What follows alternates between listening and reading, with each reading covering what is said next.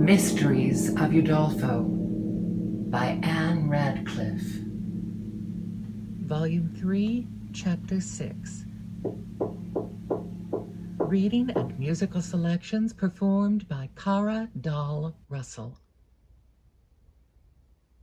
Quote, "Might we but hear the folded flocks penned in their wattled coats, or sound of pastoral reed with oaten stops, or whistle from the lodge, or village cock count the night watches to his feathery dames, 'twould be some solace yet, some little cheering in this close dungeon of innumerous bowels." End quote. Milton.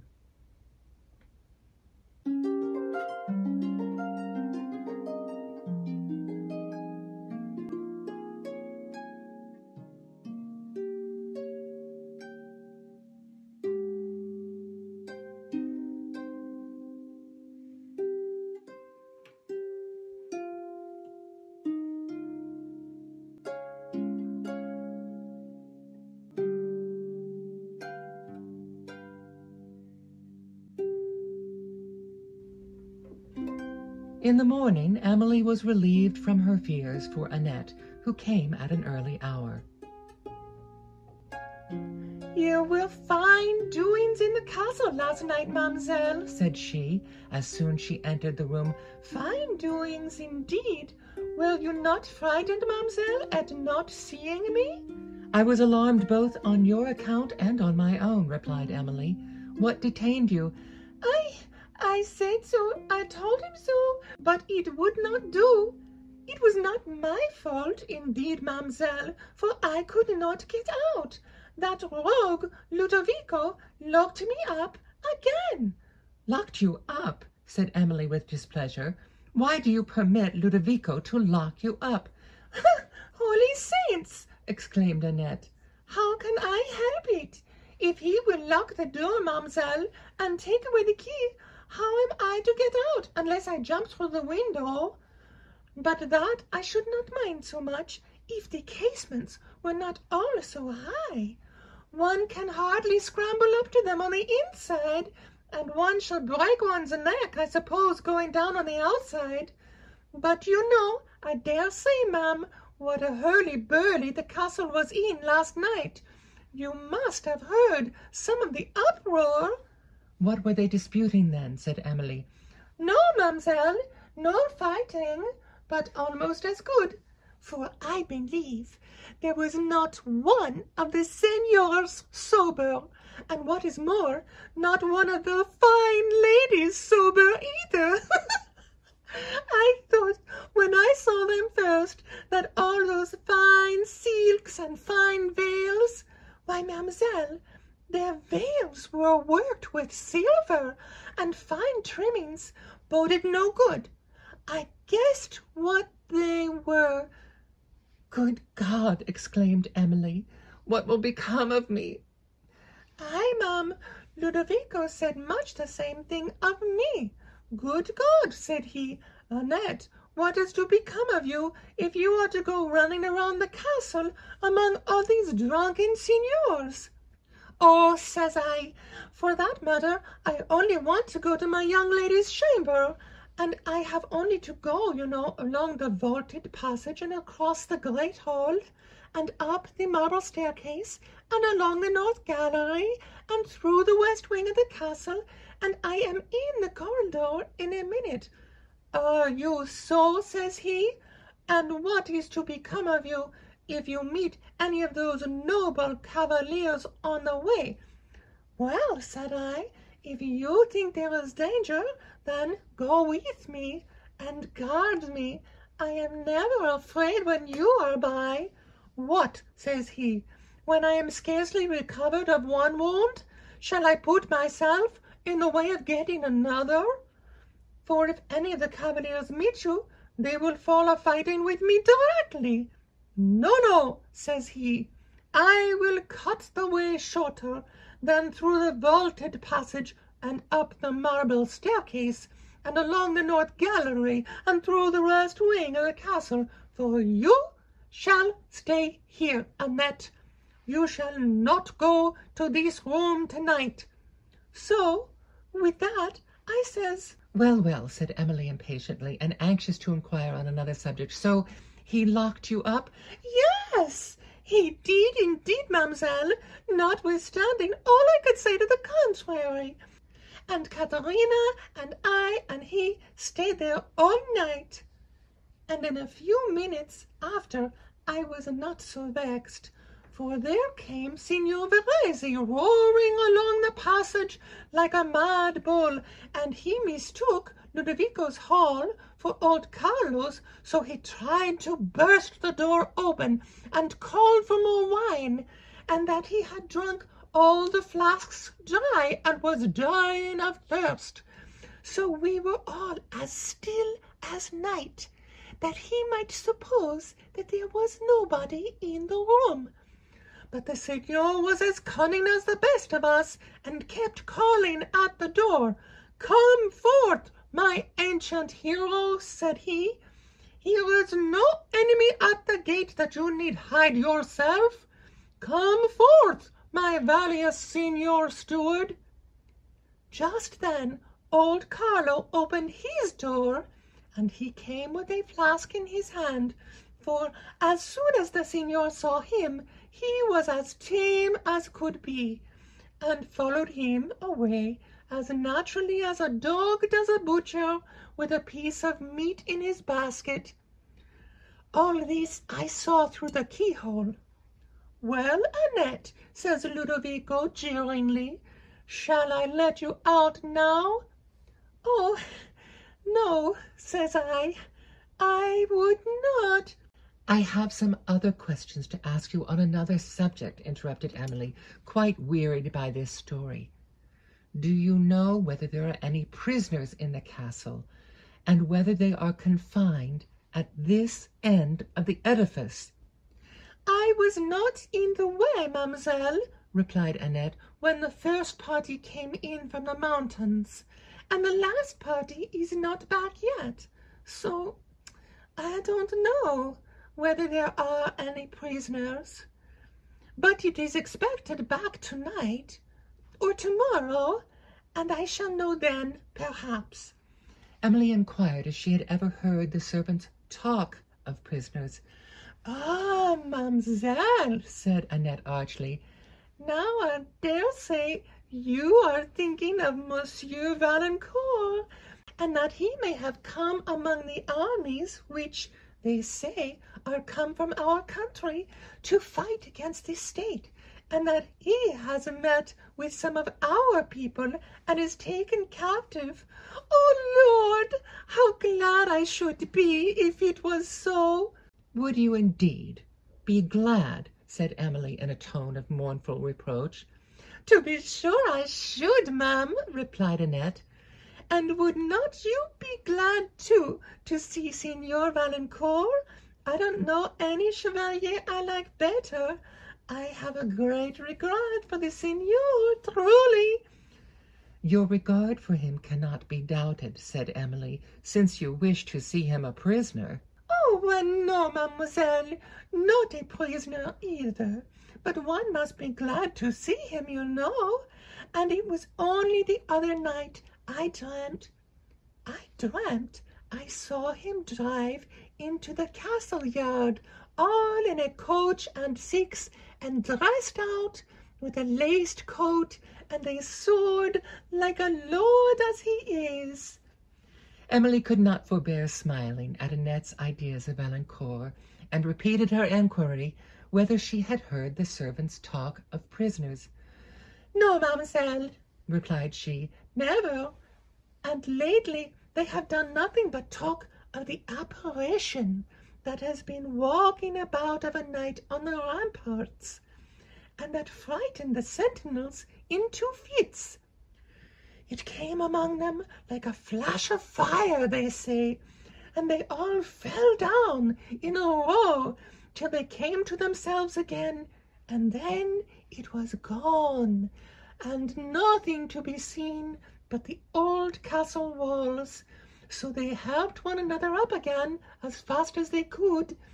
You would not believe, mademoiselle, though I showed you the very canon where it used to appear." "And are you indeed so simple, Annette," said Emily, smiling at this curious exaggeration of the circumstances she had witnessed, "as to credit these stories?" "Credit them, mademoiselle? Why, all the world would not persuade me out of them. Roberto and Sebastian and half a dozen more of them went into fits. To be sure, there was no occasion for that. I said myself, there was no need of that. For, says I, when the enemy comes, what a pretty figure they will cut, if they all fall down in fits in a row.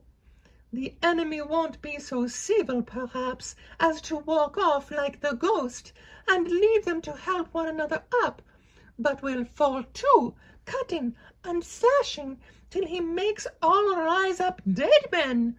No, no, says I, there is reason in all these things.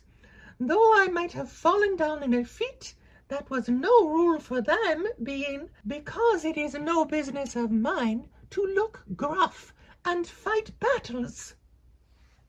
Emily endeavoured to correct the superstitious weakness of Annette, though she could not entirely subdue her own, to which the latter only replied, "Nay, mademoiselle, you would believe nothing. You are almost as bad as the signor himself, who was in a great passion when they told him what happened, and swore that the first man who repeated such nonsense would be thrown in the dungeon under the east turret. That was a hard punishment, too, for only talking nonsense, as he called it, but I dare say he had other reasons for calling it so than you have, ma'am." Emily looked displeased and made no reply. As she mused upon the collected appearance, which had lately so much alarmed her, and considered the circumstances of the figure having stationed itself opposite to her casement, she was for a moment inclined to believe it was Valancourt whom she had seen. Yet, if it was he, why did he not speak to her when he had the opportunity of doing so? And if he was a prisoner in the castle, and he could be here in no other character, how could he obtain the means of walking abroad on the rampart? Thus she was utterly unable to decide whether the musician and the form she had observed were the same, or, if they were, whether this was Valancourt. She, however, desired that Annette would endeavour to learn whether any prisoners were in the castle, and also their names. "Oh, dear mademoiselle," said Annette, "I forgot to tell you that you bade me ask about the ladies, as they call themselves, who are lately come to Udolpho. Why, that Signora Livona, that the signor brought to see my late lady at Venice, is his mistress now, and was little better then, I dare say. And Ludovico says, but pray be secret, ma'am, that his Excellenza introduced her only to impose upon the world that had begun to make free with her character, so that when people saw my lady notice her, they thought what they had heard must be a scandal. The other two are the mistresses of Signor Verezi and Signor Bertolini, and Signor Montoni invited them all to the castle, and so yesterday he gave a great entertainment, and there they were, all drinking Tuscany wine and all sorts, and laughing and singing till they made the castle ring again. But I thought they were dismal sounds, so soon after my poor lady's death, too. And they brought to my mind what she would have thought if she had heard them. But she cannot hear them now, poor soul, said I." Emily turned away to conceal her emotion, and then desired Annette to go and make inquiry concerning the prisoners that might be in the castle, but conjured her to do it with caution, and on no account to mention her name or that of Monsieur Valancourt. "Oh, now I think of it, mademoiselle," said Annette, "I do believe there are prisoners, for I overheard one of the signor's men yesterday in a servants' hall talking something about ransoms, and saying what a fine thing it was for his Excellenza to catch up men, and they were as good booty as any other because of the ransoms. And the other man was grumbling and saying it was fine enough for the seigneur, but none so fine for his soldiers, because, said he, we don't go shares there." This information heightened Emily's impatience to know more, and Annette immediately departed on her inquiry.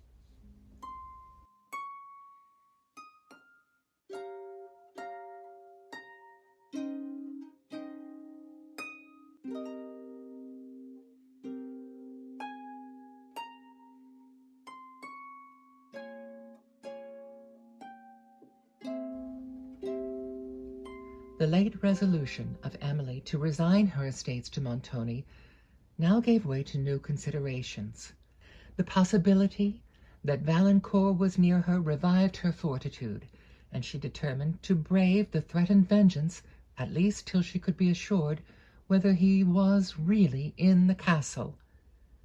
She was in this temper of mind when she received a message from Montoni requiring her attendance in the cedar parlour, which she obeyed with trembling, and, on her way thither, endeavoured to animate her fortitude with the idea of Valancourt.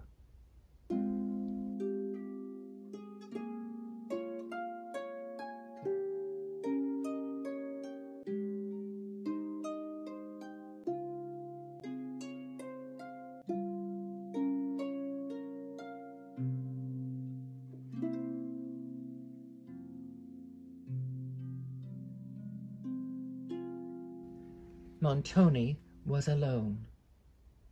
"I sent for you," said he, "to give you another opportunity of retracting your late mistaken assertions concerning the Languedoc estates.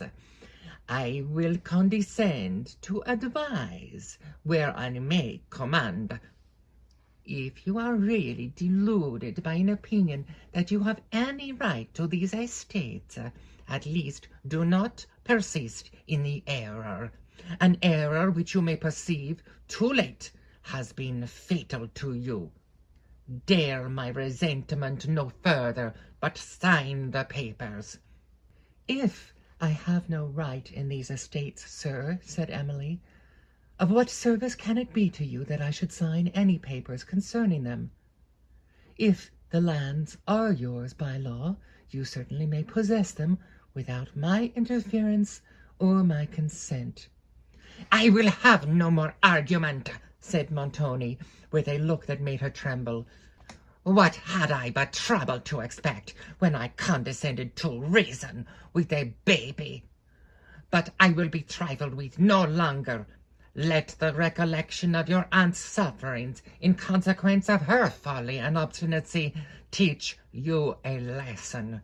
Sign the papers."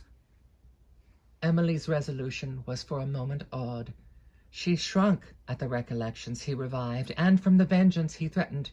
But then the image of Valancourt, who so long had loved her, and who was now, perhaps, so near her, came to her heart, and together with the strong feelings of indignation, with which she had always from her infancy regarded an act of injustice, inspired her with noble, though imprudent, courage. "Sign the papers," said Montoni, more impatiently than before. "Never, sir," replied Emily. "That request would have proved to me the injustice of your claim, had I even been ignorant of my right." Montoni turned pale with anger, while his quivering lip and lurking eye made her almost repent the boldness of her speech. "Then all my vengeance falls upon you," he claimed with a horrible oath, "and think not it shall be delayed. Neither the estates in Languedoc nor Gascony shall be yours. You have dared to question my right. now dare to question my power. I have a punishment which you think not of. It is terrible. This night, this very night." "This night," repeated another voice. Montoni paused and turned half around, but, seeming to recollect himself, he proceeded in a lower tone. "You have lately seen one terrible example of obstinacy and folly, yet this, it appears, has not been sufficient to deter you. I could tell you of others. I could make you tremble at the bare recital." He was interrupted by a groan, which seemed to rise from underneath the chamber they were in, and, as he threw a glance round it, impatience and rage flashed from his eyes, yet something like a shade of fear passed over his countenance. Emily sat down in a chair near the door, for the various emotions she had suffered now almost overcame her. But Montoni paused scarcely an instant, and, commanding his features, resumed his discourse in a lower yet sterner voice. "I say, I could give you other instances of my power and of my character, which it seems you do not understand, or you would not defy me. I could tell you that, when once my resolution is taken— but I am talking to a baby. Let me, however, repeat that terrible are the examples I could recite. The recital could not now benefit you, for, though your repentance would put an immediate end to opposition, it would not now appease my indignation. I will have vengeance as well as justice." Another groan filled the pause which Montoni made. "Leave the room instantly," said he, seeming not to notice this strange occurrence. Without power to implore his pity, she rose to go, but found that she could not support herself. Awe and terror overcame her, and she sank again into the chair. "Quit my presence," cried Montoni. "This affectation of fear ill becomes a heroine who just dared to brave my indignation." "Did you hear nothing, signor?" said Emily, trembling and still unable to leave the room. "I heard my own voice," rejoined Montoni sternly. "And nothing else?" said Emily, speaking with difficulty. "There, again. Do you hear nothing now?" "Obey my order," replied Montoni, "and for these fool's tricks I will soon discover by whom they are practised." Emily again rose, and exerted herself to the utmost to leave the room, while Montoni followed her, but, instead of calling aloud to his servants to search the chamber, as he had formerly done on a similar occurrence, passed to the ramparts.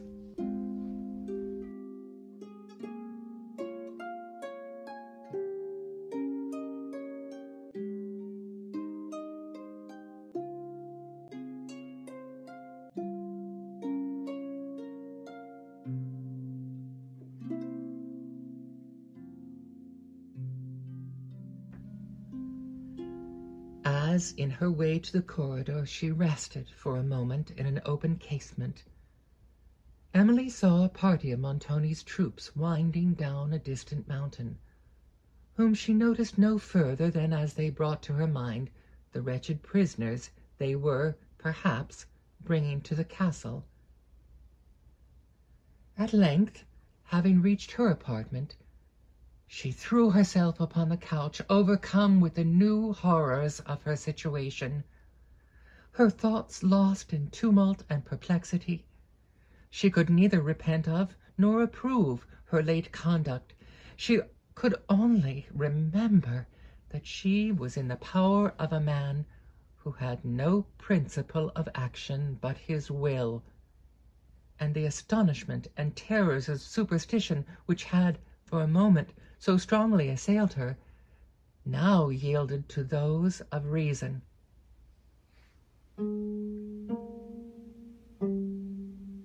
She was at length roused from the reverie which engaged her by a confusion of distant voices and a clattering of hoofs that seemed to come on the wind from the courts. A sudden hope that some good was approaching seized her mind, till she remembered the troops she had observed from the casement, and concluded this to be the party which Annette had said were expected at Udolpho. Soon after she heard voices faintly from the halls, and the noise of horses' feet sunk away in the wind. Silence ensued. Emily listened anxiously for Annette's step in the corridor, but a pause of total stillness continued, till again the castle seemed to be all tumult and confusion. She heard the echoes of many footsteps passing to and fro in the halls and avenues below, and then busy tongues were loud on the rampart. Having hurried to her casement, she perceived Montoni, with some of his officers, leaning on the walls and pointing from them, while several soldiers were employed at the further end of the rampart about some cannon, and she continued to observe them, careless of the passing time. Annette at length appeared, but brought no intelligence of Valancourt. "For, mademoiselle," said she, "all the people pretend to know nothing about any prisoners. But here is a fine piece of business. The rest of the party are just arrived, ma'am. They came scampering in as if they would have broken their necks. One surely knew whether the man or his horse would get in the gates first. And they have brought word, and such news! They have brought word that a party of the enemy, as they call them, are coming towards the castle, and so shall we have all the officers of justice, I suppose, besieging it. All those terrible-looking fellows one used to see at Venice." "Thank God!" exclaimed Emily fervently. "There is yet a hope left for me, then." "What mean you, mademoiselle? Do you wish to fall into the hands of those sad-looking men? Why, I used to shudder as I passed them, and should have guessed what they were if Ludovico had not told me." "We cannot be in worse hands than at present," replied Emily unguardedly. "But what reason have you to suppose these are officers of justice?" "Why, our people, ma'am, are in such a fright and a fuss, and I don't know anything but the fear of justice that could make them so. I used to think nothing on earth could fluster them, unless indeed it was a ghost or so, but now some of them are for hiding down in the vaults under the castle. But you must not tell the signor this, mademoiselle, and I overheard two of them talking. Holy Mother! What makes you look so sad, mademoiselle? You don't hear what I say?" "Yes, I do, Annette. Pray proceed." "Well, mademoiselle, all the castle is in such hurly-burly. Some of the men are loading the cannon, and some are examining the great gates and the walls all around, and are hammering and patching up, just as if all those repairs had never been made that were so long ago. But what is to become of me and you, mademoiselle, and Ludovico? Oh, when I hear the sound of the cannon, I shall die with fright. If I could but catch the great gate open for 1 minute, I would be even with it, for shutting me within these walls for so long, it should never see me again." Emily caught the latter words of Annette. "Oh, if you could find it open but for 1 moment," she exclaimed, "my peace might yet be saved." The heavy groan she uttered and the wildness of her look terrified Annette still more than her words, who entreated Emily to explain the meaning of them. To whom it suddenly occurred that Ludovico might be of some service if there should be a possibility of escape, and who repeated the substance of what had passed between Montoni and herself, but conjured her to mention this to no person except to Ludovico. "It may perhaps be in his power," she added, "to effect our escape. Go to him, Annette. Tell him what I have to apprehend, and what I have already suffered, but entreat him to be secret, and to lose no time in attempting to release us. If he is willing to undertake this, he shall be amply rewarded. I cannot speak with him myself, for we might be observed, and then effectual care would be taken to prevent our flight. But be quick, Annette, and above all, be discreet. I will await your return in this apartment." The girl, whose honest heart had been much affected by the recital, was now as eager to obey as Emily was to employ her, and she immediately quitted the room. Emily's surprise increased as she reflected upon Annette's intelligence. "Alas," said she, "what can the officers of justice do against an armed castle? These cannot be such." Upon further consideration, however, she concluded that Montoni's bands, having plundered the country round, the inhabitants had taken arms, and were coming with the officers of police and a party of soldiers to force their way into the castle. "But they know not," thought she, "its strength, or the armed numbers within it. Alas, except from flight, I have nothing to hope."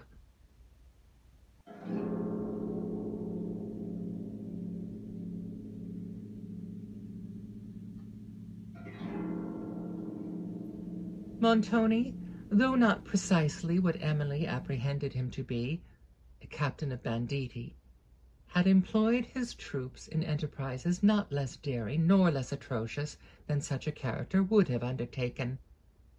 They had not only pillaged, wherever opportunity offered, the helpless traveller, but had attacked and plundered the villas of several persons which, being situated among the solitary recesses of the mountains, were totally unprepared for resistance.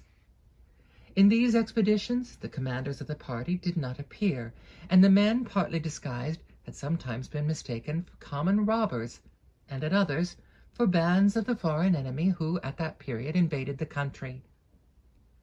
But though they had already pillaged several mansions and brought home considerable treasures, they had ventured to approach only one castle, in the attack of which they were assisted by other troops of their own order. From this, however, they were vigorously repulsed and pursued by some of the foreign enemy who were in league with the besieged. Montoni's troops fled precipitously towards Udolpho, but were so closely tracked over the mountains that, when they reached one of the heights in the neighborhood of the castle and looked back upon the road, they perceived the enemy winding among the cliffs below, and at not more than a league distance. Upon this discovery they hastened forward with increased speed to prepare Montoni for the enemy, and it was their arrival which had thrown the castle into such confusion and tumult. As Emily awaited anxiously for some information from below, she now saw from her casements a body of troops pour over the neighboring heights, and, though Annette had been gone a very short time, and had a difficult and dangerous business to accomplish, her impatience for intelligence became painful. She listened, opened her door, and often went out upon the corridor to meet her.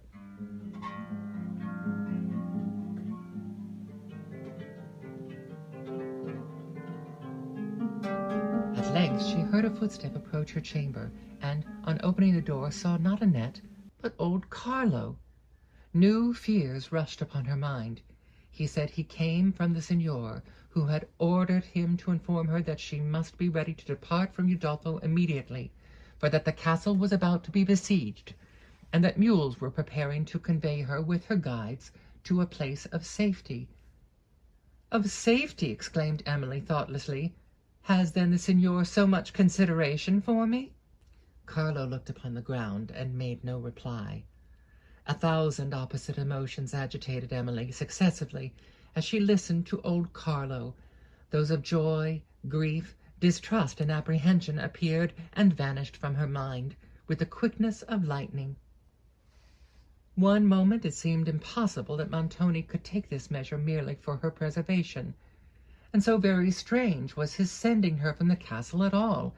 that she could attribute it only to the design of carrying into execution the new scheme of vengeance with which he had menaced her.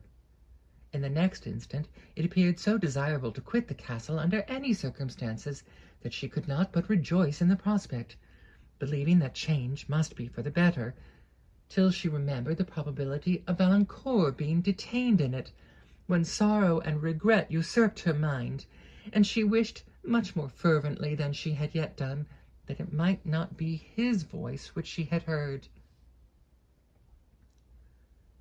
Carlo having reminded her that she had no time to lose, for that the enemy were within sight of the castle, Emily entreated him to inform her whither she was to go, and after some hesitation he said he had received no orders to tell, but, on her repeating the question, replied that he believed she was to be carried into Tuscany. "To Tuscany!" exclaimed Emily, "and why thither?" Carlo answered that he knew nothing further than that she was to be lodged in a cottage on the borders of Tuscany, at the feet of the Apennines. "Not a day's journey distant," said he. Emily now dismissed him, and with trembling hands prepared the small package that she meant to take with her. While she was employed about which Annette returned. "Oh, mademoiselle," said she, "nothing can be done. Ludovico says the new porter is more watchful even than Baradine was, and we might as well throw ourselves in the way of a dragon as in his. Ludovico is almost heartbroken, as you are, ma'am, on my account, he says, and I am sure I shall never live to hear the cannon fired twice." She now began to weep, but revived upon hearing of what had just occurred, and entreated Emily to take her with her. "That I will do most willingly," replied Emily, "if Signor Montoni permits it," to which Annette made no reply, but ran out of the room, and immediately sought Montoni, who was on the terrace, surrounded by her officers, where she began her petition. He sharply bade her go into the castle, and absolutely refused her request. Annette, however, not only pleaded for herself, but for Ludovico, and Montoni had ordered some of his men to take her from his presence before she could retire. In an agony of disappointment she returned to Emily, who foreboded little good towards herself from this refusal to Annette, and who, soon after, received a summons to repair to the great court, where the mules, with her guides, were in waiting.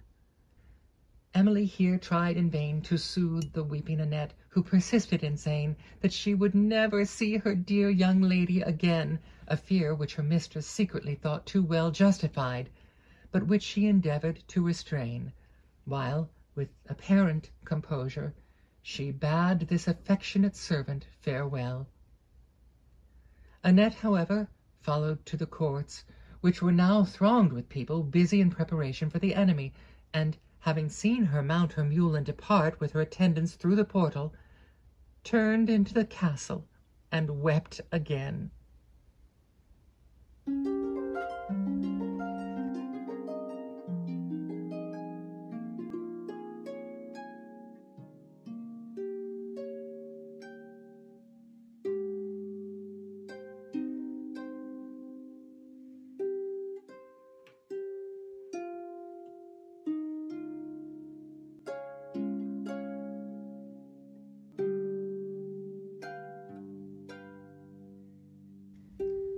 Emily, meanwhile, as she looked back upon the gloomy courts of the castle, no longer silent as when she had first entered them, but resounding with the noise of preparation for their defence, as well as crowded with soldiers and workmen hurrying to and fro, and when she passed once more under the huge portcullis which had formerly struck her with terror and dismay, and looking round, saw no walls to confine her steps, felt, in spite of anticipation, the sudden joy of a prisoner who unexpectedly finds himself at liberty.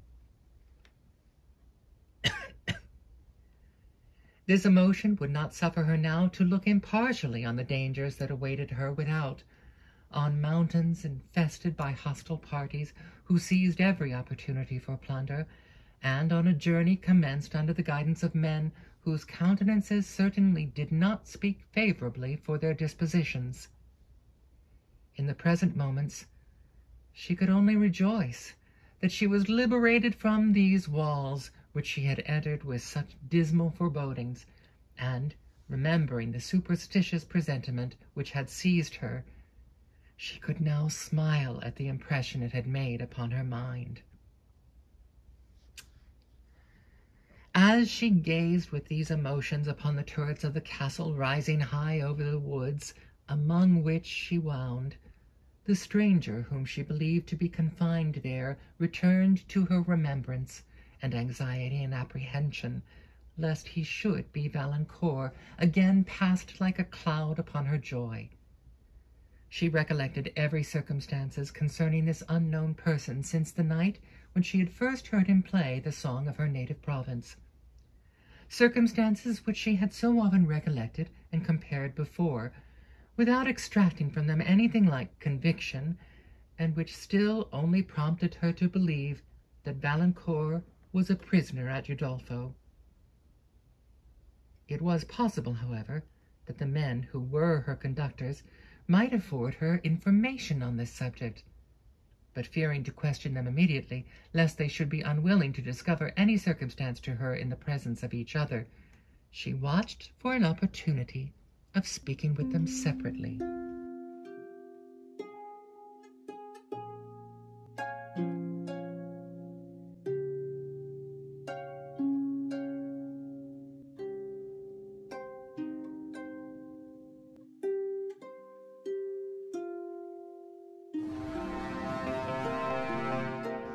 Soon after, a trumpet echoed faintly from a distance. The guides stopped and looked towards the quarter whence it came, but the thick woods which surrounded them excluding all view of the country beyond, one of the men rode on to the point of an eminence that afforded a more extensive prospect, to observe how near the enemy, whose trumpet he guessed it to be, were advanced. The other, meanwhile, remained with Emily, and to him she put some questions concerning the stranger at Udolpho. Hugo, for this was his name, said that there were several prisoners in the castle, but he neither recollected their persons nor the precise time of their arrival, and could therefore give her no information. There was a surliness in his manner as he spoke that made it probable he would not have satisfied her enquiries even if he could have done so. Having asked him what prisoners had been taken, about the time, as nearly as she could remember, when she had first heard the music, "All that week," said Hugo, "I was out with a party upon the mountains, and knew nothing of what was doing at the castle. We had enough on our hands. We had warm work of it." Bertrand, the other man, now returned. Emily inquired no further, and, when he had related to his companion what he had seen, they travelled on in deep silence.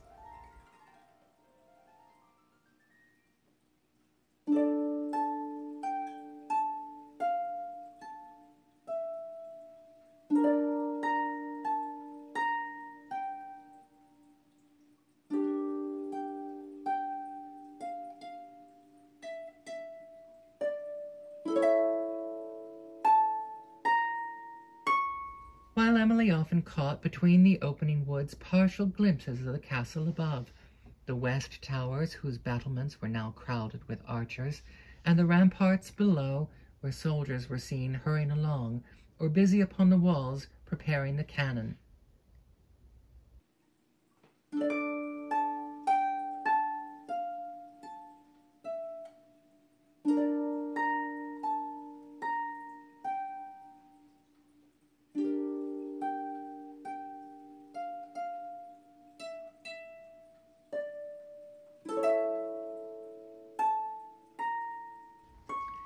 Having emerged from the woods, they wound along the valley in an opposite direction to that from whence the enemy were approaching. Emily now had a full view of Udolpho, with its grey walls, towers, and terraces, high overtopping the precipices and the dark woods, and glittering partially with the arms of the condottieri as the sun's rays, streaming through an autumnal cloud, glanced upon a part of the edifice whose remaining features stood in darkened majesty.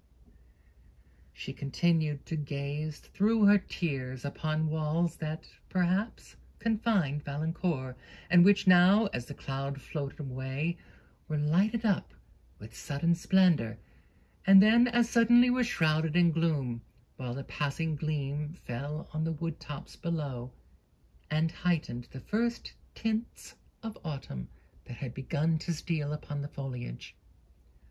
The winding mountains at length shut Udolpho from her view, and she turned, with mournful reluctance, to other subjects.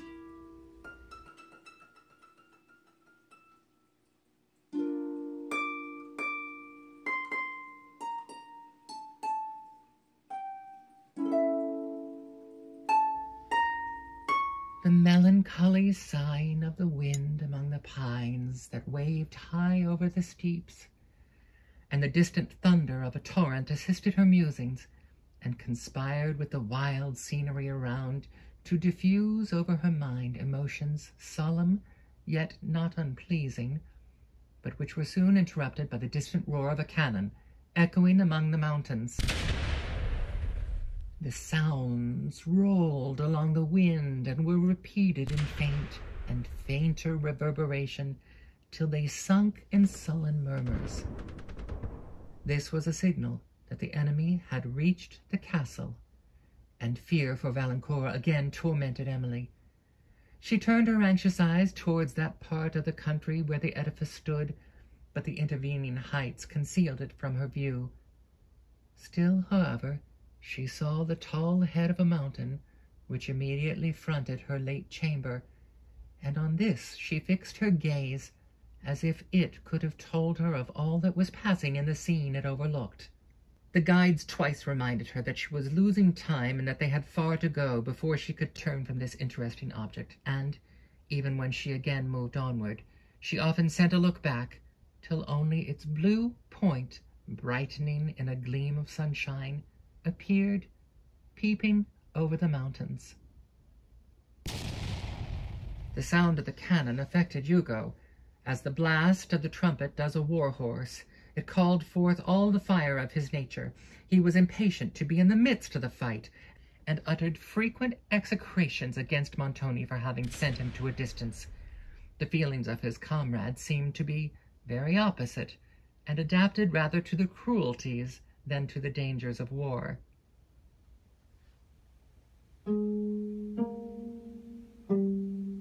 Emily asked frequent questions concerning the place of her destination, but could only learn that she was going to a cottage in Tuscany, and whenever she mentioned the subject, she fancied she perceived in the countenances of these men an expression of malice and cunning that alarmed her. It was afternoon when they had left the castle. During several hours they travelled through regions of profound solitude, where no bleat of sheep or bark of watchdog broke on silence, and they were now too far off to hear even the faint thunder of the cannon. Towards evening they wound down the precipices, black with forests of cypress, pine, and cedar, into a glen so savage and secluded that, if solitude ever had a local habitation, this might have been, quote, her place of dearest residence, end quote. To Emily it appeared a spot exactly suited for the retreat of banditti, and in her imagination she already saw them lurking under the brow of some projecting rock, whence their shadows, lengthened by the setting sun, stretched across the road and warned the traveller of his danger. She shuddered at the idea, and looking at her conductors to observe whether they were armed, thought she saw in them the banditti she dreaded. It was in this glen that they proposed to alight, for, said Hugo, night will come on presently, and then the wolves will make it dangerous to stop. This was a new subject of alarm to Emily, but inferior to what she suffered from the thought of being left in these wilds at midnight with two such men as her present conductors. Dark and dreadful hints of what might be Montoni's purpose in sending her hither came to her mind. She endeavored to dissuade the men from stopping, and inquired with anxiety how far they had yet to go. "Many leagues yet," replied Bertrand. "As for you, Signora, you may do as you please without eating, but for us We will make a hearty supper while we can. We shall have need of it, I warrant, before we finish our journey. The sun's going down apace. Let us alight under that rock yonder." His comrade assented, and turning the mules out of the road, they advanced toward a cliff overhung with cedars, Emily following in trembling silence. They lifted her from her mule, and, having seated themselves on the grass at the foot of the rocks, drew some homely fare from a wallet, of which Emily tried to eat a little, the better to disguise her apprehensions. The sun was now sunk behind the high mountains in the west, upon which a purple haze began to spread, and the gloom of twilight to draw over the surrounding objects.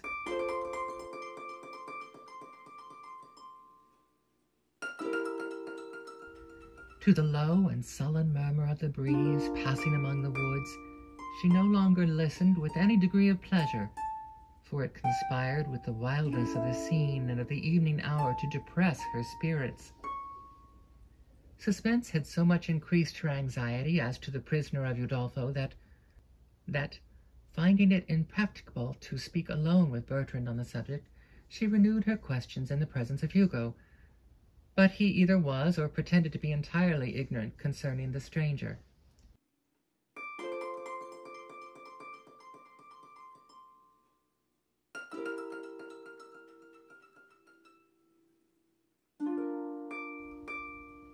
When he had dismissed the question, he talked with Hugo on some subject which led to the mention of Signor Orsino and of the affair that had banished him from Venice, respecting which Emily had ventured to ask a few questions. Hugo appeared to be well acquainted with the circumstances of that tragical event, and related some minute particulars that both shocked and surprised her, for it appeared very extraordinary how such particulars could be known to any but to persons present when the assassination was committed.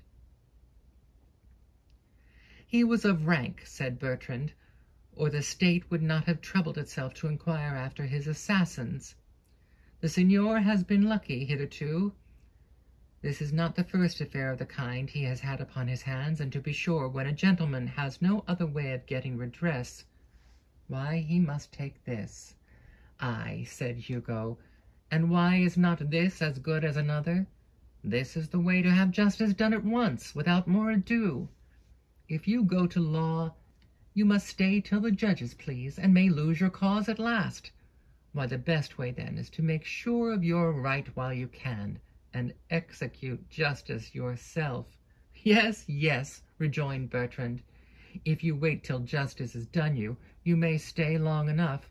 Why, if I want a friend of mine properly served, how am I to get my revenge?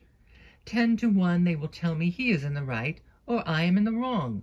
Or if a fellow has got possession of property, which I think ought to be mine, why, I may wait till I starve, perhaps, before the law will give it me, and then, after all, the judge may say the estate is his.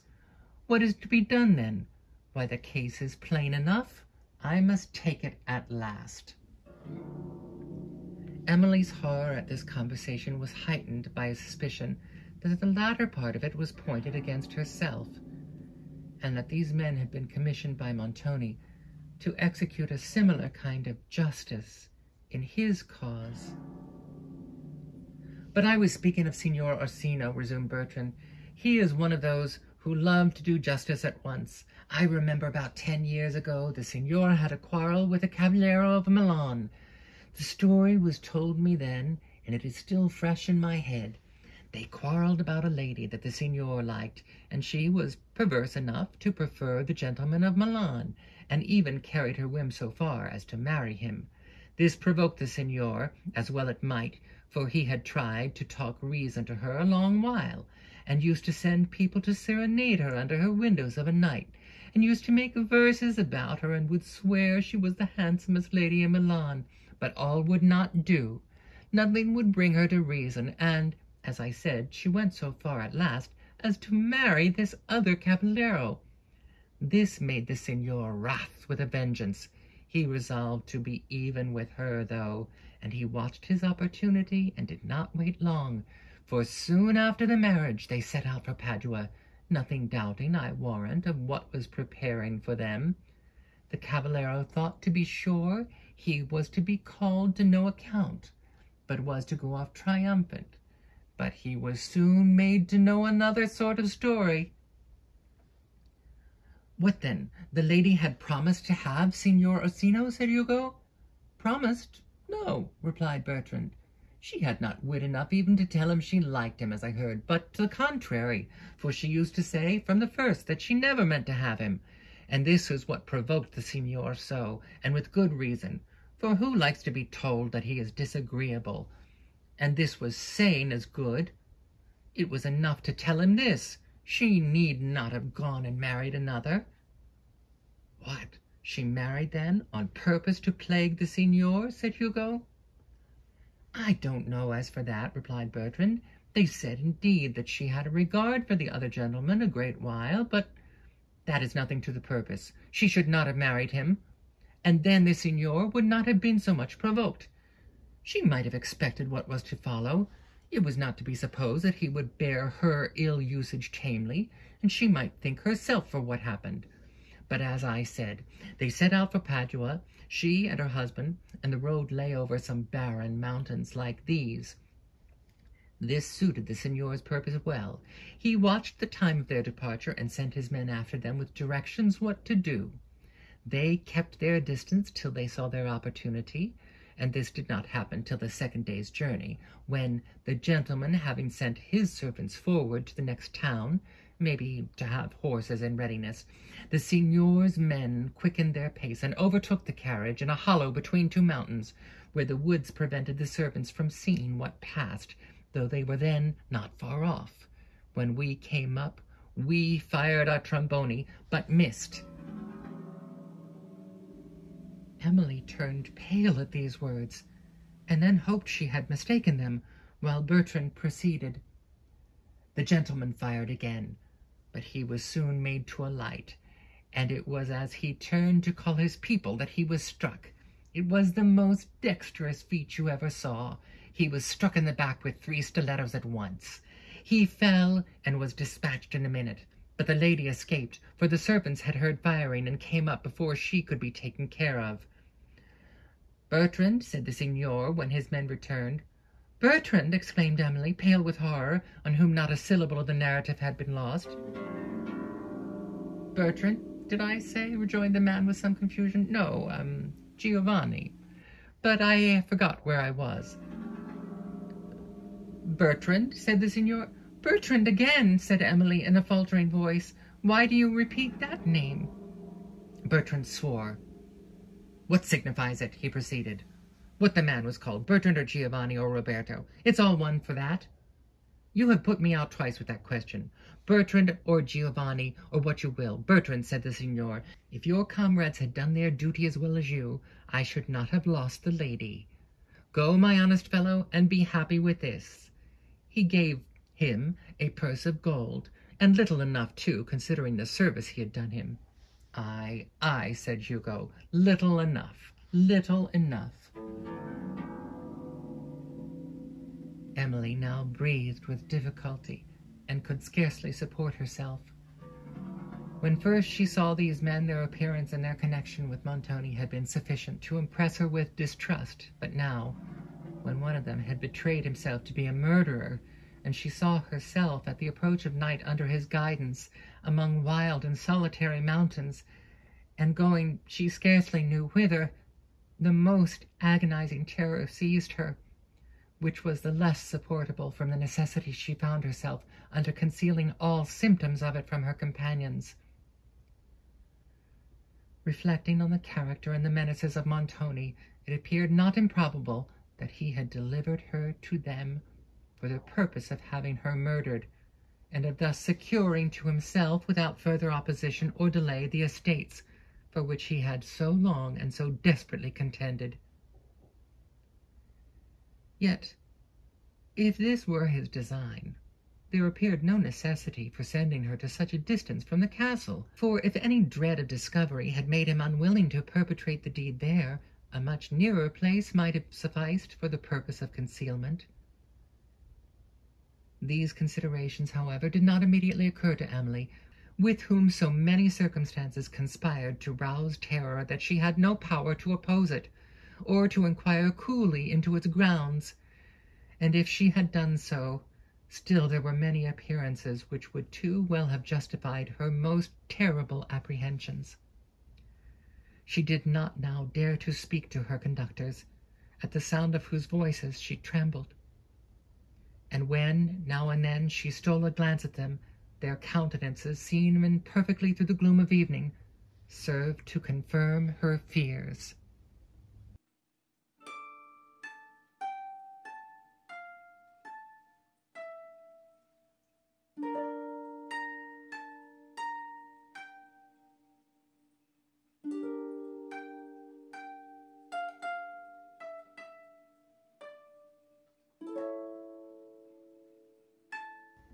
The sun had now been set some time. Heavy clouds, whose lower skirts were tinged with sulphurous crimson, lingered in the west, and threw a reddish tint upon the pine forests, which set forth a solemn sound as the breeze rolled over them. The hollow moan struck upon Emily's heart, and served to render more gloomy and terrific every object around her, the mountains, shaded in twilight, the gleaming torrent, hoarsely roaring, the black forests, and the deep glen broken into rocky recesses, high overshadowed by cypress and sycamore, and winding into long obscurity. To this glen Emily, as she sent forth her anxious eye, thought there was no end. No hamlet or even cottage was seen, and still no distant bark of watchdog or even faint, far-off halloo came on the wind.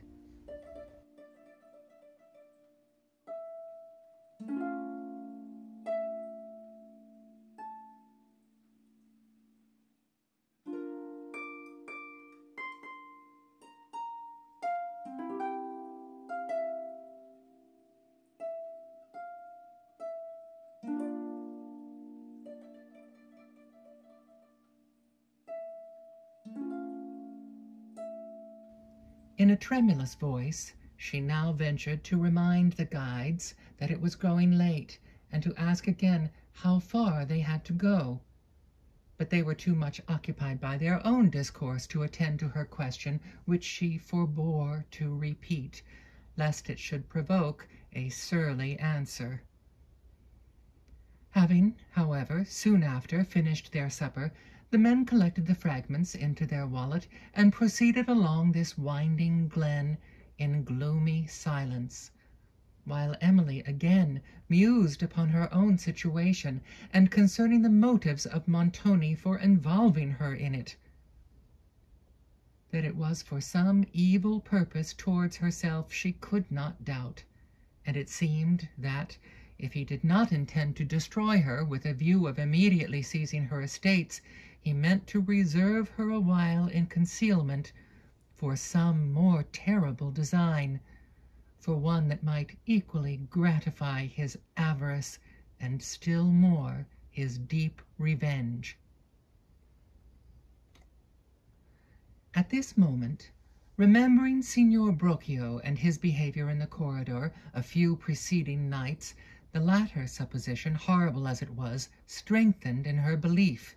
Yet why remove her from the castle, where deeds of darkness had, she feared, been often executed with secrecy, from chambers, perhaps, quote, with many a foul and midnight murder stained, end quote. The dread of what she might be going to encounter was now so excessive that it sometimes threatened her senses. And often as she went, she thought of her late father, and of all he would have suffered could he have foreseen the strange and dreadful events of her future life, and how anxiously he would have avoided that fatal competence which committed his daughter to the care of a woman so weak as Madame Montoni. So romantic and improbable indeed did her present situation appear to Emily herself, particularly when she compared it with the repose and beauty of her early days, that there were moments when she could almost have believed herself the victim of frightful visions glaring upon a disordered fancy. Restrained by the presence of her guards from expressing her terrors, their acuteness was at length lost in gloomy despair. The dreadful view of what might await her hereafter rendered her almost indifferent to the surrounding dangers. She now looked with little emotion on the wild dingles and the gloomy road and mountains, whose outlines were only distinguishable through the dusk, objects which but lately had affected her spirit so much as to awaken horrid views of the future, and to tinge these with their own gloom. It was now so nearly dark that the travelers, who proceeded only by the slowest pace, could scarcely discern their way.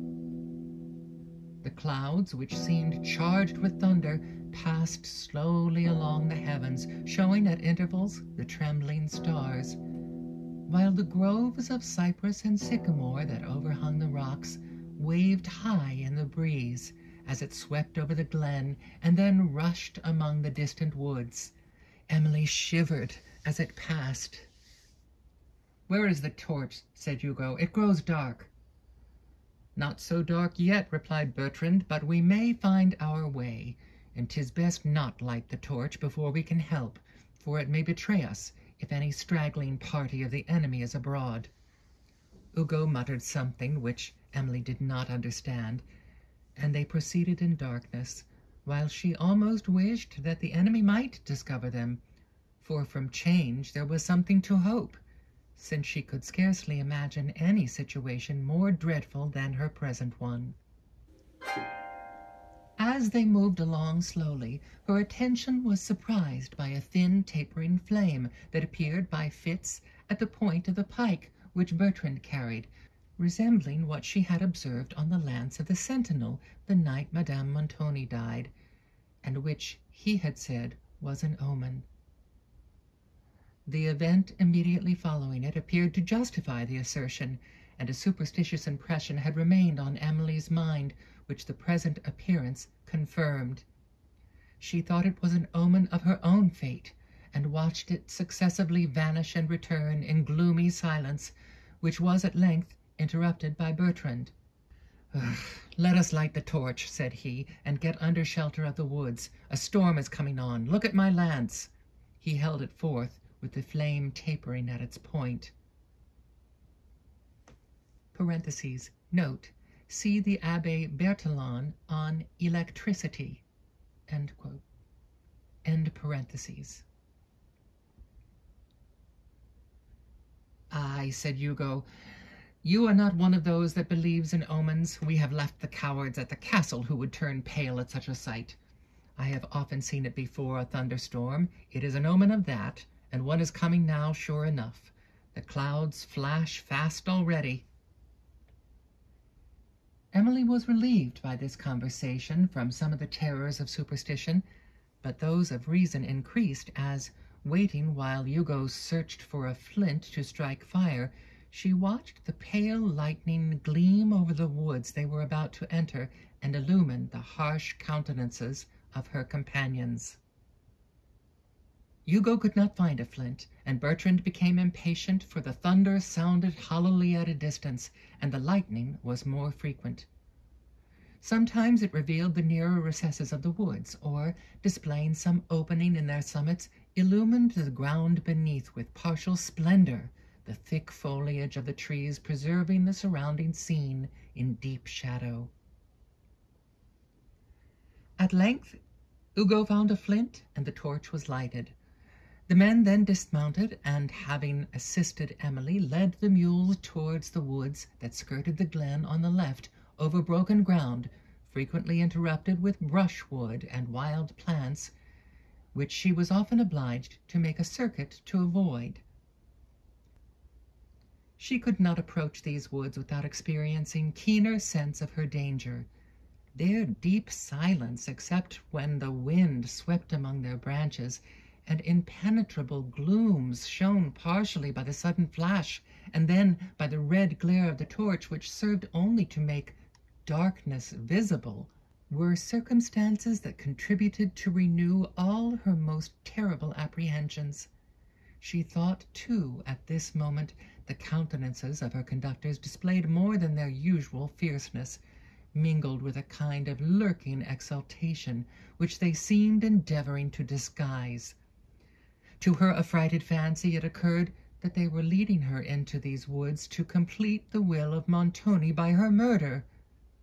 The horrid suggestion called a groan from her heart, which surprised her companions, who turned round quickly towards her, and she demanded why they led her thither, beseeching them to continue their way along the open glen, which she represented to be less dangerous than the woods in a thunderstorm. "No, no," said Bertrand, "we know best where the danger lies. See how the clouds open over our heads.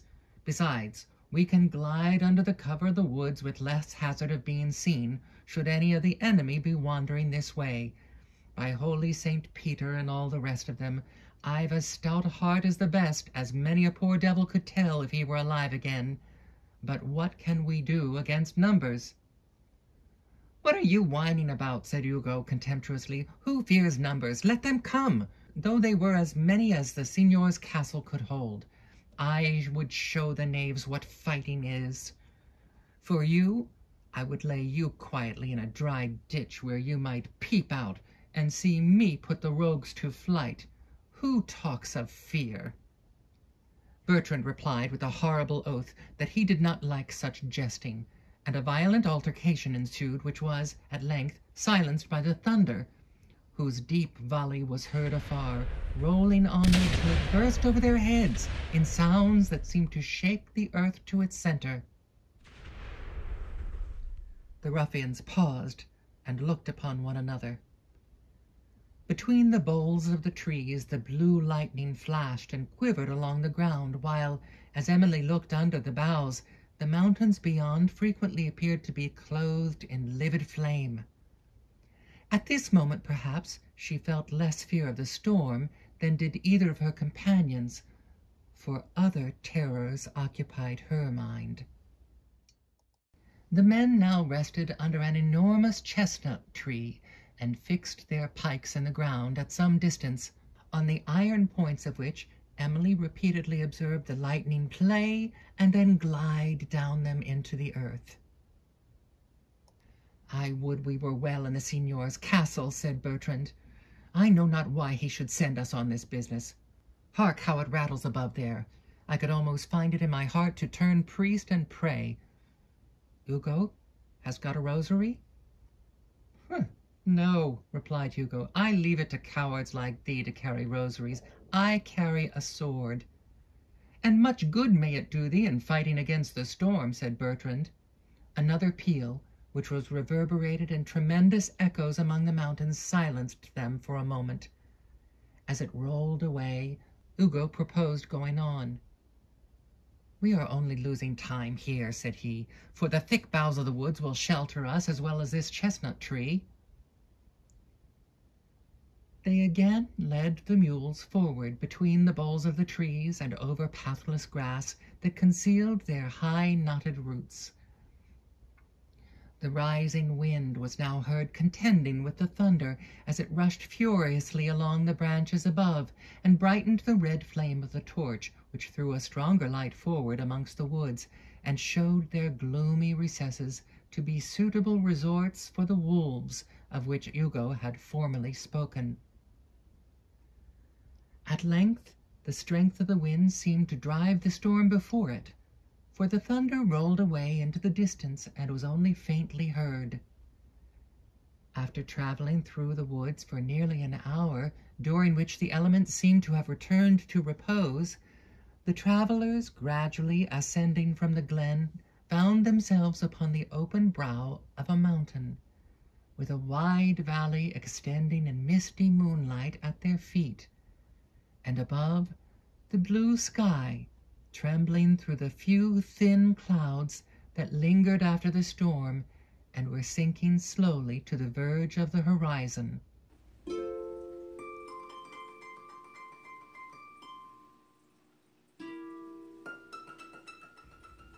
Emily's spirits, now that she had quitted the woods, began to revive, for she considered that if these men had received an order to destroy her, they would probably have executed their barbarous purpose in the solitary wild from whence they had just emerged, where the deed would have been shrouded from every human eye. Reassured by this reflection, and by the quiet demeanor of her guides, Emily, as they proceeded silently in a kind of sheep-track that wound along the skirts of the woods which ascended on the right, could not survey the sleeping beauty of the vale to which they were declining without a momentary sensation of pleasure.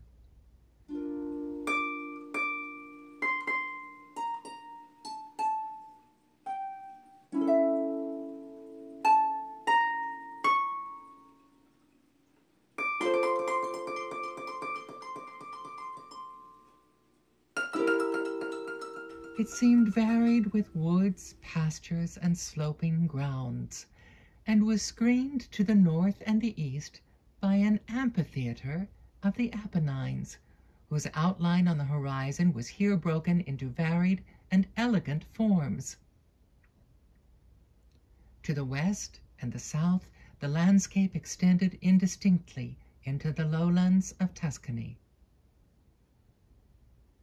"There is the sea yonder," said Bertrand, as if he had known that Emily was examining the twilight view, "yonder in the west, though we cannot see it." Emily already perceived a change in the climate from that of the wild and mountainous tract she had left, and as she continued descending, the air became perfumed by the breath of 1,000 nameless flowers among the grass, called forth by the late rain. So soothingly beautiful was the scene around her, and so strikingly contrasted to the gloomy grandeur of those to which she had long been confined, and to the manners of the people who moved among them, that she could almost have fancied herself again at La Vallée, and, wondering why Montoni had sent her hither, could scarcely believe that he had selected so enchanting a spot for any cruel design. It was, however, probably not the spot, but the persons who happened to inhabit it, and to whose care he could safely commit the execution of his plans, whatever they might be, that had determined his choice.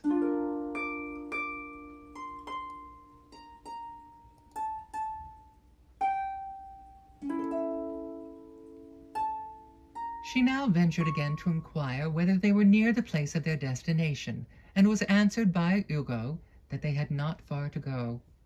"Only to the wood of chestnuts in the valley yonder," said he, "there, by the brook, that sparkles with the moon. I wish I was once at rest there, with a flask of good wine and a slice of Tuscany bacon." Emily's spirits revived when she heard that the journey was so nearly concluded, and saw the wood of chestnuts in an open part of the vale on the margin of the stream.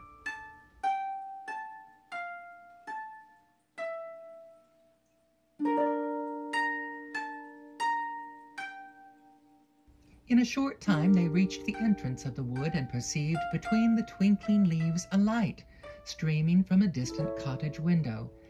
They proceeded along the edge of the brook to where the trees crowding over it excluded the moonbeams, but a long line of light from the cottage above was seen on its dark, tremulous surface. Bertrand now stepped on first, and Emily heard him knock and call loudly at the door. As she reached it, the small upper casement, where the light appeared, was unclosed by a man who, having inquired what they wanted, immediately descended, let them into a neat rustic cot, and called up his wife to set refreshments before the travellers. As this man conversed rather apart with Bertrand, Emily anxiously surveyed him. He was a tall but not robust peasant, of a sallow complexion, and had a shrewd and cunning eye. His countenance was not of a character to win the ready confidence of a youth, and there was nothing in his manner that might conciliate a stranger. Hugo called impatiently for supper, and in a tone as if he knew his authority here to be unquestionable. "I expected you an hour ago," said the peasant, "for I have had Signor Montoni's letter these 3 hours, and I and my wife had given you up and gone to bed." "How did you fare in the storm?" "Ill enough," replied Hugo, "ill enough, and we are like to fare ill enough here too, unless you will make more haste. Get us more wine, and let us see what you have to eat."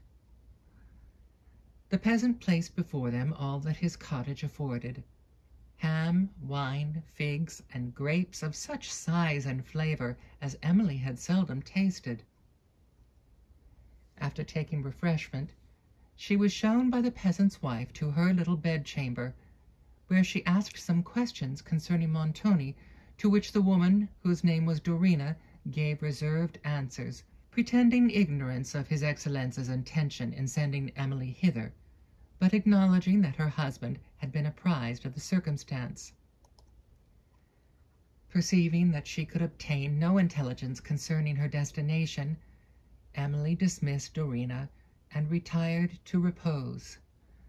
But all the busy scenes of her past and the anticipated ones of the future came to her anxious mind, and conspired with the sense of her new situation to banish sleep.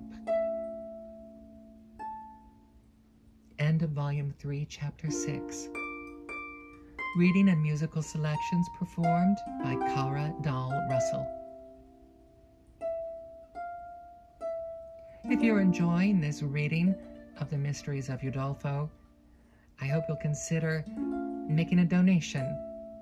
You can do that directly at www.paypal.me/Kara Dahl Russell. Thank you.